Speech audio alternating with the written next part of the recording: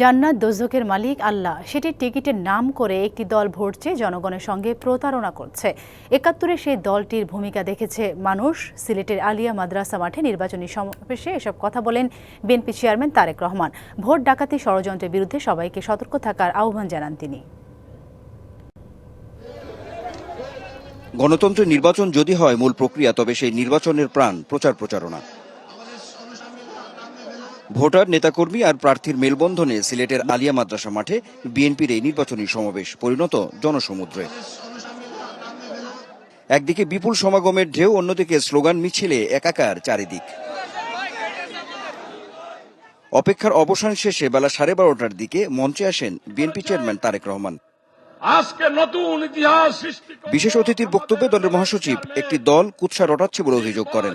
একটা দল, রাজনৈতিক দল বিভিন্ন রকম কুৎসা রটনা করছে, মিথ্যা কথা বলছে আমাদের নেতাদের বিরুদ্ধে, এমনকি আমাদের নেতা তারেক রহমান সাহেবের বিরুদ্ধেও তারা মিথ্যা রটনা করছে। বন্ধুগণ, আমাদেরকে সাবধান থাকতে হবে এই সমস্ত দল ব্যক্তিদের হাত থেকে যারা মানুষকে বিভ্রান্ত করতে চায়।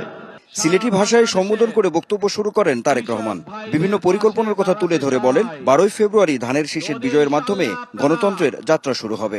আগামী 12 তারিখে ধানের শীষকে জয়যুক্ত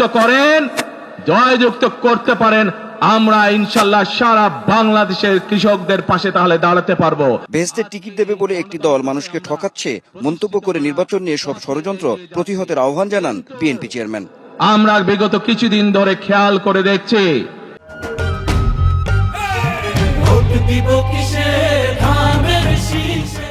বাংলাদেশের কোন মহল, এই দেশের ভেতরে কোন মহল ষড়যন্ত্রের চেষ্টা করছে। মধ্যপ্রাচ্য সহ বিভিন্ন দেশে পোস্টাল ব্যালট যেগুলো পাঠানো আছে সেগুলোকে কিভাবে ডাকাতি করা হয়েছে, ঠিক যারা এই দেশ থেকে পালিয়ে গেছে তারা যেভাবে আপনাদের ভোট ডাকাতি করেছিল, ঠিক একইভাবে আবার সেই ষড়যন্ত্র শুরু হয়েছে। সেই ষড়যন্ত্রের বিরুদ্ধে সজাগ থাকতে হবে। বিএনপি সরকারে গেলে সবাইকে স্বাবলম্বী করার পাশাপাশি নবী করিম সাল্লাল্লাহু আলাইহি সাল্লামের ন্যায় নীতির ভিত্তিতে দেশ পরিচালনার কথাও বলেন তারেক রহমান। নির্বাচনের মূল অনুষঙ্গ ভোট, ভোটার আর প্রার্থী। আগামী জাতীয় নির্বাচনে নির্বাচনী প্রচারণার প্রথম জনসভায় বস্তুত ধানের শীষেই ভোট চাইলেন বিএনপি চেয়ারম্যান তারেক রহমান। দিলেন প্রতিশ্রুতি, একই সঙ্গে একটি সুষ্ঠু ও গ্রহণযোগ্য নির্বাচনের জোর প্রত্যাশাও ব্যক্ত করলেন।